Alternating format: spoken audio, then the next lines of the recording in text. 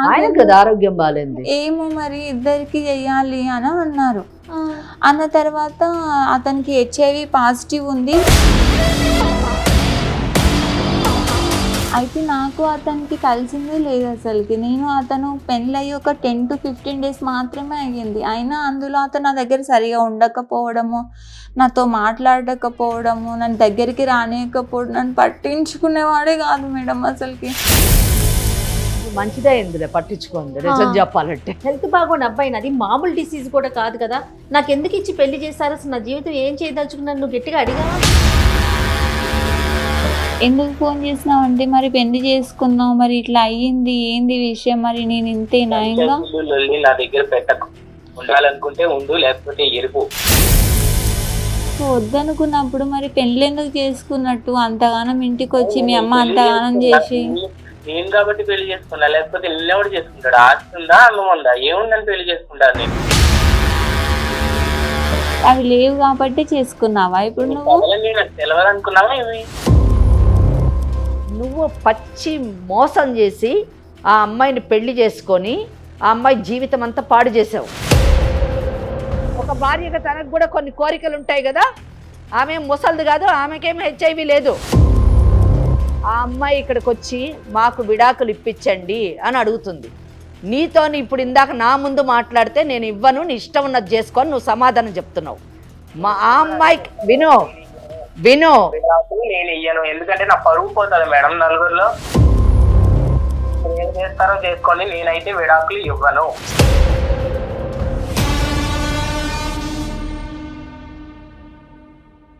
Legal advice కార్యక్రమానికి స్వాగతం. మనతో పాటు అడ్వకేట్ వెంకటేశ్వరి గారు ఉన్నారు. నమస్తే అమ్మా. నమస్తే అమ్మా.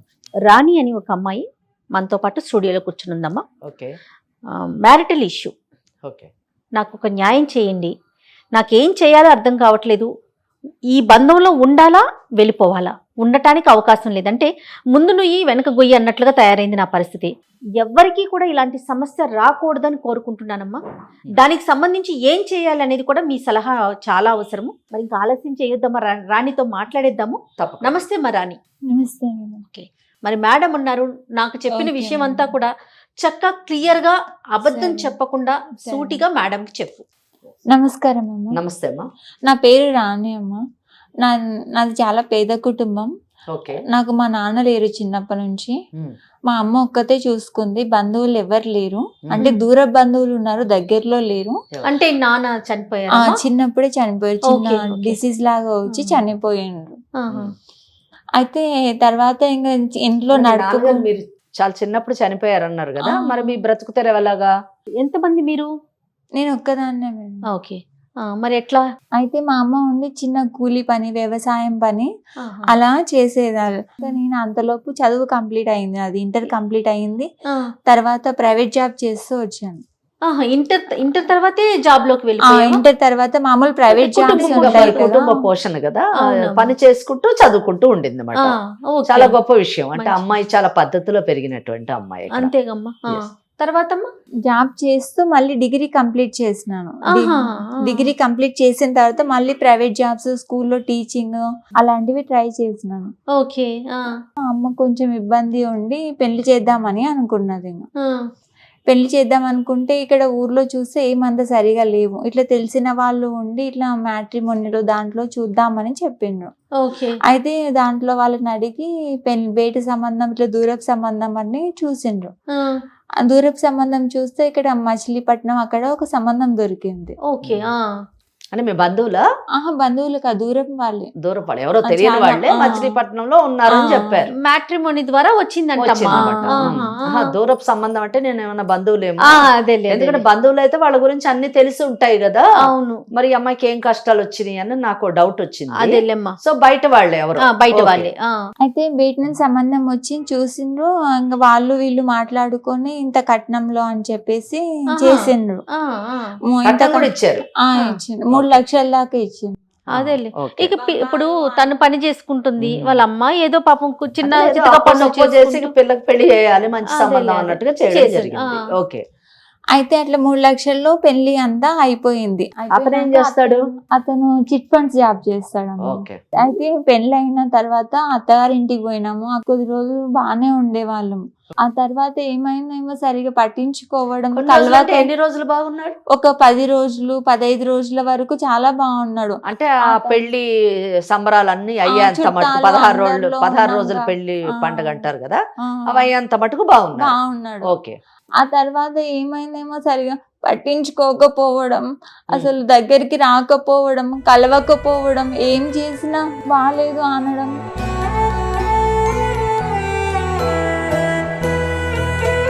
మీ అత్తగారు చెప్పలేదా మరి మీరు? మా అత్తగారు పక్కనే ఉండి చూస్తుంది, ఎందుకు ఇట్లా అని అంటే అతను కొత్త కదా ఈ లైఫ్ ఇట్లా ఉండడము, అందుకే ఇట్లే ఉంటాడు, నిమ్మలంగా అతని దగ్గరికి అవుతాడు, నువ్వు దగ్గరికి చేసుకోవాలి అని అంటే సరే అని చెప్పి నాకు ఇంకా అతను డ్యూటీకి పోతున్నాడు, ఇంకా ఈమె ఏం చేస్తుంది, అత్తయ్య నాకు ఇంట్లో పని ఎట్లా చేయాలి, ఎట్లా అలవాటు చేసుకోవాలి, నా తర్వాత నువ్వే కదా, నువ్వే చేసుకో, అది ఇదని ఈమె చెప్పుకుంటూ వచ్చింది. మరి నువ్వు ఆఫీస్కి వెళ్ళట్లేదమ్మా, మానేసావా జాబ్ని? అంటే ఇంట్లో పని అలవాటు అయిన తర్వాత నిమ్మలంగా పోదువు, ఇప్పుడు ఏముంది తొందర, అదేలే. నీకు ఇప్పుడు ఈ ఊరు కొత్త కదా, ఇక్కడ ప్రపంచం కొత్త కదా, కొన్ని రోజులు అయినాక నా కొడుకే నిన్ను పంపిస్తాడు అంటే నేను ఆ మాట పెద్దల మాట ఎందుకని వినుకుంటూ వచ్చిన. అదేలే. చేసినాను, ఇంట్లో పని చేసుకుంటూ ఈయన డ్యూటీకి పోయి వచ్చేవాడు. వచ్చినాక ఓ రోజు ఆయుస పడుకుంటూ సరుకులు తెచ్చేవాడు. సరుకులు తెచ్చి ఒక దూరం పెట్టి కూర్చొని చాలా ఆయుస ఇట్లా కూర్చొని మొత్తం ఇదంతా ఇట్లా పైకి లేసేటట్లు చాలా ఆయుస పడిపోతున్నాడు అసలుకి. సరే ఎందుకో ఏమో అడుగుదాం అత్తయ్యనని ఊకున్నాను. పొద్దున్న లేసి యథావిధిగా చేసుకొని పోతున్నాడు. పోతూ పోతూ అక్కడ ఒకటి టాబ్లెట్ వేసుకొని పోతున్నాడు. రోజు వేసుకుంటున్నాడు. మీ ఇట్లా ఆయాస పడినప్పుడు మీ అత్తయ్య ఏం కంగారు పడలే? ఏం లేదు, ఆమె ఊకే దగ్గరకు వచ్చి నీళ్ళు ఇవ్వడం, మామూలుగా ఇప్పుడు మీరు ఇట్లా కూర్చుంటే ఓకే, అంతేగాని ఏంటి కొత్త ఏమైంది అని కొత్తగా ఏమి తెలుసుకోవడానికి ప్రయత్నించలేదు. అయితే టాబ్లెట్ వేసుకొని నార్మల్ గా డ్యూటీకి వెళ్ళిపోయిండు. ఎప్పుడు ఎలా వెళ్తాడో అలాగే వెళ్ళిపోయిండు. వెళ్ళి మళ్ళీ సాయంత్రం వచ్చిండు. సాయంత్రం వచ్చినాక నాకు ఒళ్ళు నొప్పులు నీరసంగా ఉంది అని అన్నాడు. అయితే ఆ రోజు శనివారం ఏమో ఉంది. అత్తయ్య నుండి అడిగినా నేను, అత్తయ్య రేపు ఆదివారం కదా, ఇట్లా బయటికి పోయి వస్తాం గుడికి ఎక్కడన్నా అని అడిగినాము. ఇక్కడ మచిలీపట్నం ఎప్పుడు చూడలేదన్నారు కదా, ఒకసారి పోయి వస్తాము అంటే అత్తయ్య ఉండి పోయిరండి అని చెప్పింది. మళ్ళీ వెళ్ళేటప్పుడు మళ్ళీ వేసుకున్నాడు టాబ్లెట్. మళ్ళీ వేసుకుంటే ఎందుకు వేసుకుంటున్నాడు, కొంతమంది చప్పరెట్టి వేసుకుంటారు కదా, అవేమో అనుకున్నాను. అవేమో అని అనుకుని పోయినాను. పోతే అక్కడ బయటికి పోయినాక స్టెప్స్ ఎక్కే దగ్గర కానీ మామూలుగా నడిచేటప్పుడు రోడ్డు మీద కానీ ఆయాస పడుతున్నాడు. ఇచ్చిన తాగినమ్మా, తాగినాక బాటిల్ ఇట్లా పట్టుకొని కింద పడిపోయిండు. అయ్యో, పడిపోయినాక ఆ చుట్టుపక్కల రోడ్డు మీద ఉన్న వాళ్ళందరూ హాస్పిటల్లో జాయిన్ చేసిండ్రు. హాస్పిటల్లో జాయిన్ చేసినాక ఇట్లా లోపలికి తీసుకెళ్ళి ఇట్లా చెయ్యాలి, ఇట్లా టెస్టులు చేస్తాము అది ఇది అని అన్నారు. అన్న తర్వాత నేనుండి కంగారై భయపడి ఇంట్లో వాళ్ళకి చెప్పాలి, ఇంకా అత్తయ్య మామయ్యకు ఫోన్ చేసినాను. అత్తయ్యకి మామయ్యకి ఫోన్ చేస్తే వాళ్ళు వచ్చిండ్రు. తర్వాత ఇతనికి ఏవేవో టెస్టులు చేయాలంటే లోపల తీసుకెళ్ళిండ్రు. అత్తయ్య వాళ్ళు వచ్చినాక నాకు కూడా టెస్టులు చేయాలి. మీకెందుకు, ఆయన కదా పడిపోయింది, మీకెందుకు టెస్ట్? ఆయన కదా ఆరోగ్యం బాగాలేదు, ఇద్దరికి చెయ్యాలి అని అన్నారు. అన్న తర్వాత అతనికి HIV పాజిటివ్ ఉంది, నీకు కూడా ఉందేమో నీ వల్ల అతనికి అని చెప్పి డౌట్తో నాకు కూడా టెస్ట్ చేసింది. ఓకే, మీ రిపోర్ట్ ఏమొచ్చింది? ఏం లేదు, నిల్ అని వచ్చింది. Thank God. అతనికి ఉంది అని చెప్పిండ్రు. అయితే నాకు అతనికి కలిసిందే లేదు అసలుకి. అతను పెళ్ళయి ఒక 10 to 15 days మాత్రమే అయ్యింది. అయినా అందులో అతను నా దగ్గర సరిగా ఉండకపోవడము, నాతో మాట్లాడకపోవడము, నన్ను దగ్గరికి రానియకపోవడం, నన్ను పట్టించుకునేవాడే కాదు మేడం అసలుకి. మంచిదే ఇందులో పట్టించుకోండి, నిజం చెప్పాలంటే. మరేనమ్మా, బాగా చెప్పారు మేడం. పరిస్థితి ఏం అర్థం అవుతలేదు అసలుకి, ఏం తెలియకుండా చేసుకున్నాడు మ్యారేజ్. అసలుకి పెళ్లి నన్ను ఏం చెప్పలేదు. అత్తయ్య మావికి వాళ్ళకి తెలుసు అంటావమ్మా? వాళ్ళకి తెలిసే ఉంటది మేడం, ఎందుకంటే అత్తయ్య ఎప్పుడు మా వెనకాలే, వంట చేసేటప్పుడు నా వెనకాలే, ఆయనకు భోజనం పెడేటప్పుడు నా వెనకాలే, ఆయనతో ఏం మాట్లాడినా నా వెనకాలే. ఇట్లా బెడ్రూమ్ అయితే ఇట్లా కింద కూర్చొని చూసేవాళ్ళు, ఏం చేస్తున్నారు, ఏంది, ఏం మాట్లాడుకుంటున్నారు. నేను 2 సార్లు అట్లా గమనించి అడిగిన నా అత్తయ్యని, ఎందుకు అత్తయ్య ఇక్కడ కూర్చున్నారు, పడుకోలేదా, అక్కడ బయట ఎవరో వచ్చిండ్రు కదా పలకరియడానికి పోలేదా అని అడిగినాను.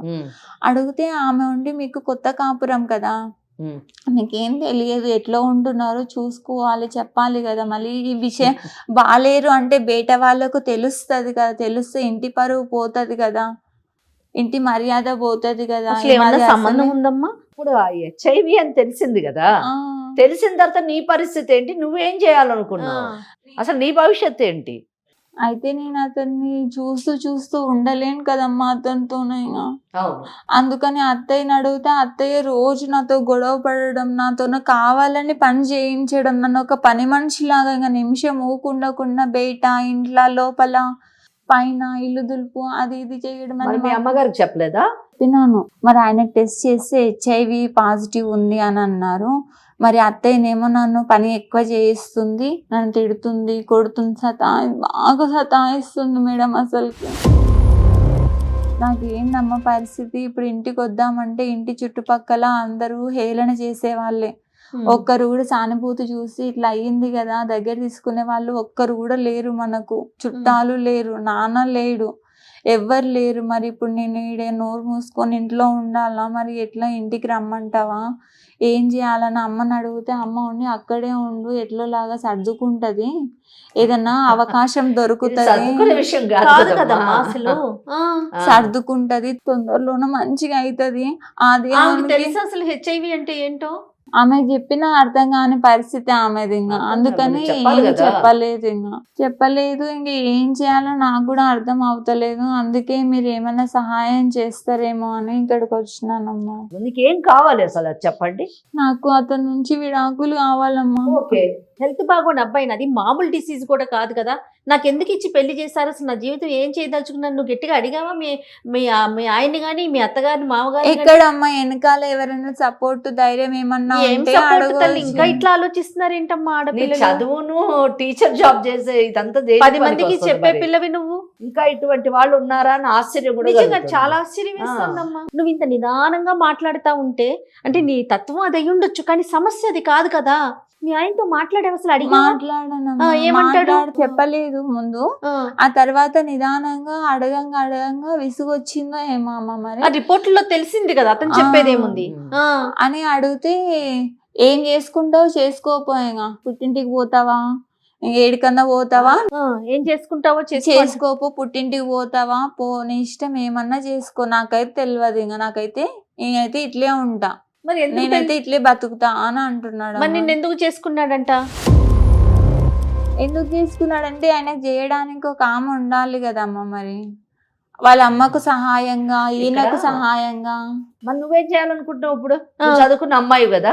నేను అట్లా చేయాలని చేసుకోలేదమ్మా, అది వదిలే అయిపోయింది. నువ్వేం చేయలేవు, నీ చేతిలో పని కాదు. ఇప్పుడు నెక్స్ట్ మీ తల్లిగారు చూసి చేసినటువంటిది. నెక్స్ట్ నీ భవిష్యత్ ఏంటి?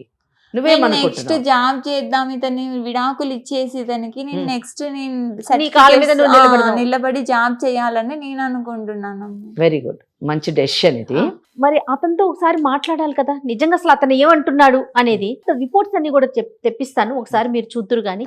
ఒకవేళ అదే కనుక నిజమైతే మరి ఇప్పుడు ఈ అమ్మాయికి మీరు ఎలాంటి సలహా చెప్తారు? ఇక్కడ కలవడానికి కొన్ని అభ్యంతరకరమైనటువంటి అనారోగ్య పరిస్థితులు ఉన్నాయి కాబట్టి ఆమెను మనం బయట వేయడానికే మనము ప్రయత్నించాలి. దానికి లీగల్ గా ఏ విధంగా సపోర్ట్ చేయాలి అన్న దానికి మన దగ్గర ఒక పరిష్కారం ఉంది. అయితే ముందు ఆ అబ్బాయితో మాట్లాడితే ఆ పరిష్కారం చాలా మటుకు సులువుగా అయ్యేటటువంటి అవకాశం ఆ అబ్బాయి చేతిలో ఉంది. రైట్ అమ్మా, మరి ఒకసారి ఫోన్ చేయమందామా? తప్పకుండా.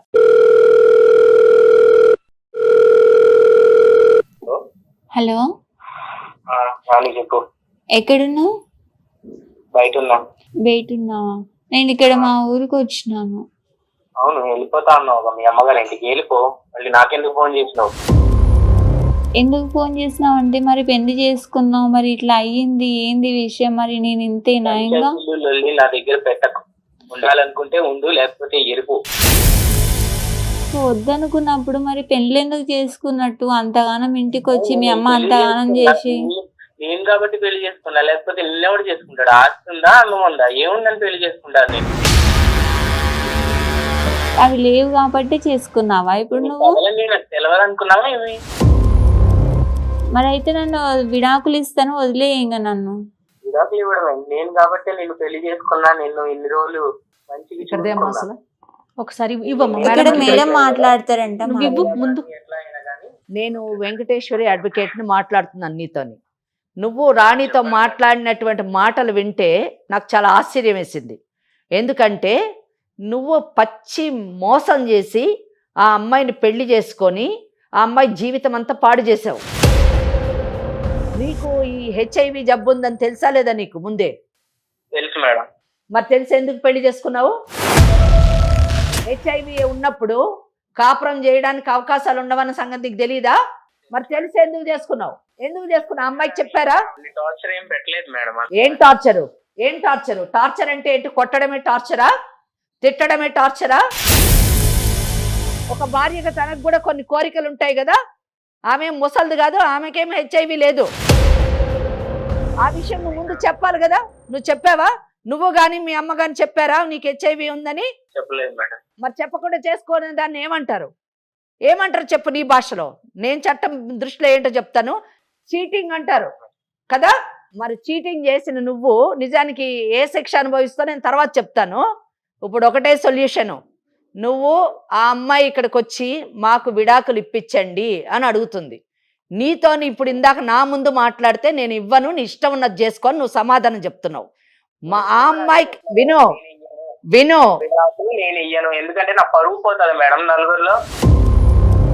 బయటకు వెళ్ళినప్పుడు కింద పడిపోయి హాస్పిటల్కి తీసుకెళ్ళినప్పుడు నీ పరువు పోలేదా? నీకు హెచ్ఐవి ఉందని చెప్పినప్పుడు అంటే నీ పరువు గురించి ఆ అమ్మాయి జీవితాన్ని బలి చేస్తావా? ఆ అమ్మాయి చెప్పినట్టుగా సైలెంట్ గా విడాకులు కానీ ఇవ్వకపోతే నీ పరువు ఇంతకంటే పోయే పరిస్థితిలోని మేమేం చేయాలో చేస్తాం.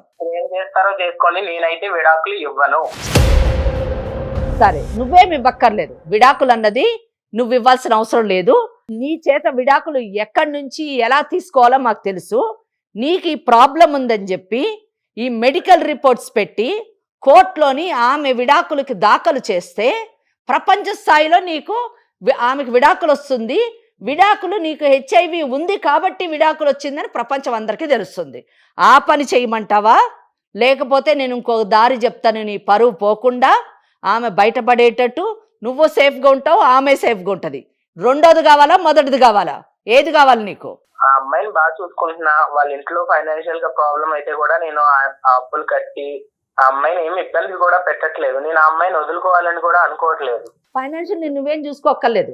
వాళ్ళమ్మ కూలియో నాలో చేసుకొని ఆమె బతుకుతుంది. ఇన్ని రోజులు ఈ పెళ్లి అమ్మాయి ఏమో ఈ అమ్మాయి టీచర్ జాబ్ 4 ట్యూషన్లో చెప్పుకొని ఈమె బతుకుతుంది.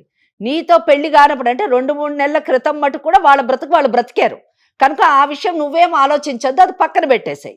ఇంకా అమ్మాయిని చాలా బాగా చూసుకుంటా అంటే ఏం చూసుకోవడం? మీ ఇంట్లో పని చేయడానికి పని మనిషికి ఉపయోగించుకోవడం, బాగా చూసుకోవడమా? అంతేగాని నీతో పెళ్లి చేసుకున్నందుకు ఒక వైవాహిక జీవితం, ఒక సంసారం గడపడం బాగా చూసుకోవడమా?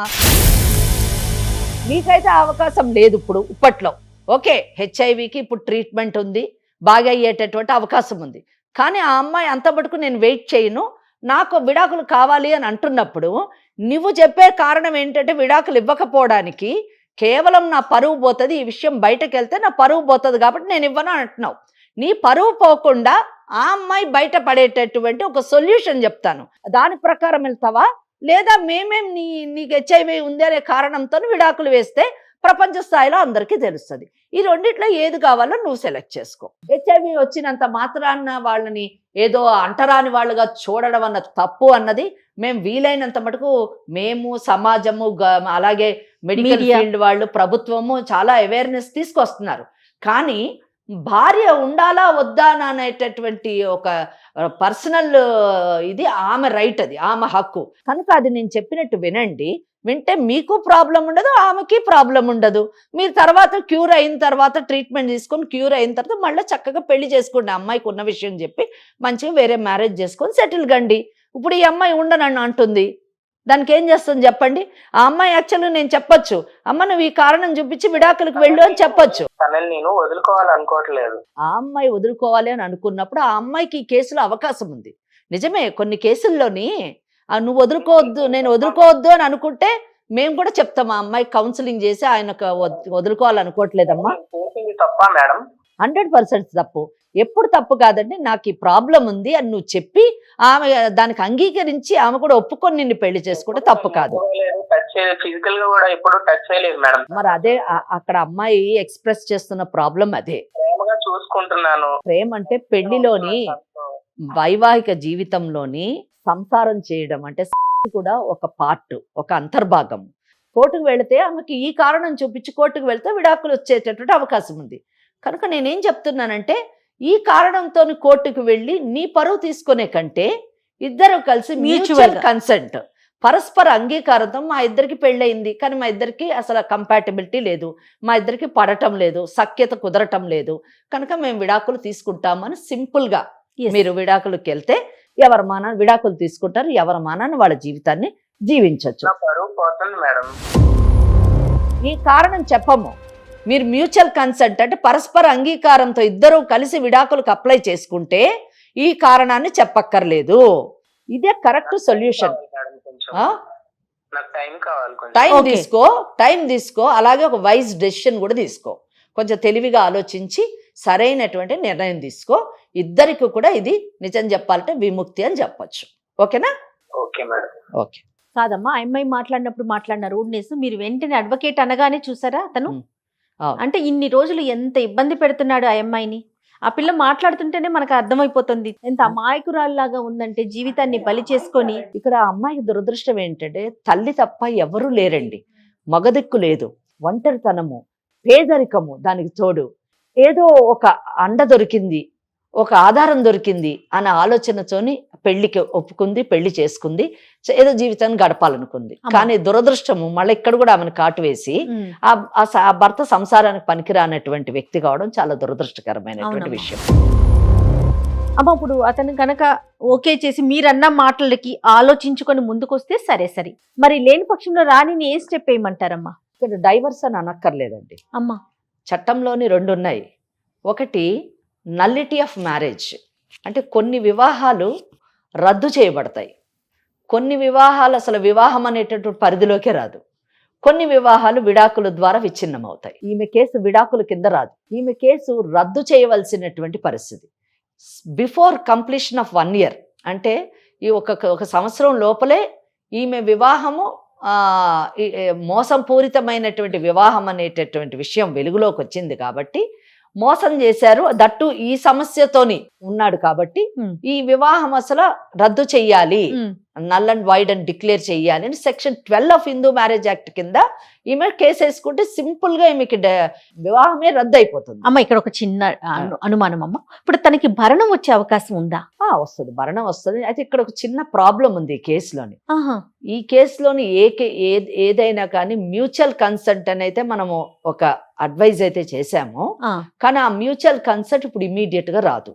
ఏ కేసు అయినా విడాకులు తీసుకోవాలంటే అది కంటెస్టెడ్ కేసు కానివ్వండి లేదా మ్యూచువల్ కన్సెంట్ కానివ్వండి, ఆఫ్టర్ కంప్లీషన్ ఆఫ్ 1 year మాత్రమే వెళ్ళాలి. ఓకే. ఇక్కడ ఏమైంది, పెళ్ళయింది 2 నెలలే అయ్యింది, 2 నెలల లోపల ఒకవేళ వెళ్ళాలి కోర్టుకి అంటే దాన్ని సెక్షన్ 12 కింద వివాహాన్ని రద్దు చేయండి అంటే నల్ అండ్ వైడ్ అని వెళ్ళాలి. ఆ గ్రౌండ్ ఏం చూపించాలి, చీటింగ్ ఒకటి అయ్యింది, ఈ అబ్బాయికి HIV ఉంది అని చెప్పాలి. అప్పుడేమైతుంది, ఆ అబ్బాయి నా పరువు పోతుంది అంటున్నాడు కాబట్టి మనకు అసలు ఆ సెక్షన్ 12 పక్కన పెట్టేయాలి. ఇప్పుడు సెక్షన్ 12 లోని మనం ఈ అమ్మాయికి మంచి గ్రౌండ్, ఈ అమ్మాయికి మంచి కేసు, అది మోసం చేశాడు కాబట్టి అనుభవించాలి. అతను కూడా కొంత మీ మాటకి కన్విన్స్ అయ్యాడు కదా. కన్విన్స్ అయినప్పుడు అప్పుడు ఏం చేయాలంటే సెక్షన్ 13 కింద, యూజువలీ సెక్షన్ 13B అంటారు దాన్ని, మ్యూచువల్ కన్సెంట్. అది usually after completion of 1 year. కానీ ఈ కేసులోని ఎక్సెప్షనల్ సర్కమ్స్టెన్సెస్ లోని 1 year కంప్లీట్ కాకుండా కూడా మనం కోర్టుకు వెళ్ళొచ్చు. అది వివాహాన్ని విడాకులు కావాలి అని అడగొచ్చు. దాన్ని సెక్షన్ 14 కింద ఎక్సెప్షనల్ గ్రౌండ్స్ లోని పెటిషన్ వేయాలి, మా కేసుని కన్సిడర్ చెయ్యండి, 1 year కాలేదు చట్ట ప్రకారము కానీ స్టిల్ మాకు కావాలి. ఆ ఎక్సెప్షనల్ గ్రౌండ్ మనము ఈ ప్రాబ్లం ఉంది, సంసారానికి HIV ప్రాబ్లం ఉంది అనేటటువంటి ఒక ఎక్సెప్షనల్ గ్రౌండ్ తీసుకొని అప్పుడు ఈ అమ్మాయి మ్యూచువల్ కన్సెంట్ కి ఇద్దరు కలిసి వెళ్ళొచ్చు. అయితే అప్పుడు కూడా HIV అన్నది వెలుగులోకి వస్తుంది కదా అని మీకు డౌట్ రాదు, కానీ డిగ్రీలో రాదు. 13B లోని అంటే వీళ్ళకి వచ్చినటువంటి ఆర్డర్ లోని ఎందుకు విడిపోయారు అంటే HIV గ్రౌండ్ అని రాదు, ఇన్కంపాటబిలిటీ అని వస్తుంది. రైట్ ఈ సెక్షన్ 14 లో పర్మిషన్ కి మాత్రమే హెచ్ఐవి చూపిస్తాం, అదే వెలుగులోకి రాదు. ఓకే రాణి వింటున్నావమ్మా? కాంప్లికేటెడ్ కేసు అన్నమాట, లీగల్ గా complicated, but easy solution is that ఆ అబ్బాయి గాని మ్యూచువల్ కన్సెంట్ ఒప్పుకుంటే, though it is complicated legally, it can be made very simplify చేయొచ్చు. రైట్, అతను గనక మ్యూచువల్ అండర్స్టాండింగ్ కు వస్తే చాలా సింపుల్ అని చెప్తున్నారు. అవేంటమ్మా? ఇవి రిపోర్ట్స్ మేడం కి ఒక్కసారి ఇవ్వండి. ఓ ఇది క్లియర్ గా ఉంది కదమ్మా? హెచ్ఐవి క్లియర్ గా ఉంది. అతను కూడా అడ్మిట్ చేశాడు. అవునవును, అతను కూడా అడ్మిట్ చేశాడు. రిపోర్ట్స్ లో కూడా హెచ్ఐవి అని ఉంది క్లియర్ గా. అయితే ఒకటి ఏంటంటే హెచ్ఐవికి మధ్యన ఏదో మందు కనుక్కున్నారు, హెచ్ఐవి కూడా క్యూరబుల్ అంటున్నారు. రైట్, మరి ఇప్పుడు రాణిని ఏం చేయమందాం? రాణిని ఇప్పుడు ఒకటే సింపుల్ థింగ్, రాణి భయపడాల్సిన అవసరం లేదు. అతను ఒప్పుకున్నాడా, సింపుల్ గా మ్యూచువల్ కన్సెంట్ లో వెళ్తారు. ఒప్పుకోని పక్షంలో సెక్షన్ 12 కింద, అంటే 13B కాస్త సెక్షన్ 12 కింద నల్ అండ్ వైడ్ అని వేసుకోవచ్చు. రైట్, ఇప్పుడైతే పుట్టింటికి వెళ్ళిపోవటమే బెటర్ అంటారా? అంతేనా? రైట్, వింటున్నావమ్మా? అది శుభ్రంగా మీ ఇంటికి వెళ్ళిపో. తర్వాత తను వచ్చిన దాన్ని బట్టి మేడంతో మళ్ళీ ఇంకొకసారి పర్సనల్ గా మాట్లాడి ఏం చేద్దాము, తను ఎలా వస్తాడంటే, ఎందుకంటే నువ్వు డివోర్స్ కి అడుగుతున్నావు కాబట్టి, అంతే కదమ్మా? అంతే అంతే. ఈ కేసు ద్వారా మనము హెచ్ఐవి వచ్చినటువంటి ప్రతి ఒక్కరూ విడాకులు తీసుకోవాలి, లేదా వాళ్ళ మ్యారేజ్ నల్ అండ్ వైడ్ అని డిక్లేర్ చేయాలి అనేటువంటి మెసేజ్ నేను ఇవ్వదలుచుకోలేదు. రైట్, ఎందుకంటే వాళ్ళని మనం చాలా జాగ్రత్తగా, చాలా దయతోని చూడాల్సినటువంటి పరిస్థితి. ఇమోషనల్ గా మనం ఇమోషనల్ సపోర్ట్ ఇవ్వడం వల్ల వాళ్ళు బాగుపడేటటువంటి, అంటే ఆరోగ్యపరంగా బాగా అయ్యేటటువంటి అవకాశం ఉంది. ఎందుకంటే ఈ రోజు ట్రీట్మెంట్ కూడా వచ్చింది కాబట్టి. అంటే విషయం మనం ఎందుకు అంటున్నామంటే, అతనికి ఆల్రెడీ తెలుసు పాపం చీటింగ్ చేశాడు. అతను చీట్ చేసి ఈ అమ్మాయిని పెళ్లి చేసుకో, ఒక ఇంట్లో ఒక పని మనిషి లెక్కన ట్రీట్ చేస్తున్నాడు కాబట్టి ఆ సెక్షన్స్ అన్ని మనం మాట్లాడాల్సి. She doesn't want to live. తను విడాకులు కావాలి అంటున్నప్పుడు మనం కూడా ఏం చేయలేము. చట్టం కూడా ఆమెకు అండగా ఉండేటటువంటి అవకాశం కాబట్టి మనం చెప్పాం వాట్ పాసిబిలిటీస్ ఆర్ దేర్ మనం చెప్పాను తప్పితే. అవునవును, మనం we're not driving her towards divorce. అందుకనే ప్రీ మ్యారిటల్ కౌన్సిలింగ్ అనేది చాలా అవసరం అనే విషయం ఇప్పుడు తెర మీదకి వస్తా ఉంది కదమ్మా. ఇదివరకు రోజుల్లో అటు 7 తరాలు ఇటు 7 తరాలు ఎగ్జాక్ట్లీ 7 తరాలు చూసుకోకపోయాం, కనీసం ఆరోగ్య పరిస్థితులు ఎలా ఉన్నాయి అనేదన్నా కనుక్కుంటే ఈ తరం వాళ్ళు. ప్రీ మ్యారిటల్, పోస్ట్ మ్యారిటల్ అంటే ఆఖరికి 30-40 ఏళ్ళు వైవాహిక జీవితం గడిపిన వాళ్ళకి కూడా ఈ రోజు కౌన్సిలింగ్ చేయాల్సినటువంటి పరిస్థితి మనకి ఏర్పడుతుంది. కనీసం హెల్త్ కండిషన్స్ వరకైనా తెలుసుకోగలిగితే ఆ అవేర్నెస్ వస్తే బాగుంటుందేమో కదా. అవునండి, సరేనమ్మా రాణి, నువ్వు నిదానంగా ఆలోచించుకొని నువ్వు ఎలాంటి నిర్ణయం తీసుకున్నా దానికి మేమైతే సపోర్ట్ చేస్తాం, సరేనా? ఓకే అమ్మా, ధైర్యంగా ఉండు. అంతే. ఓకే అమ్మా, థ్యాంక్ యూ సో మచ్ అమ్మా. మీకు కూడా ఓకే తల్లి. ఓకే.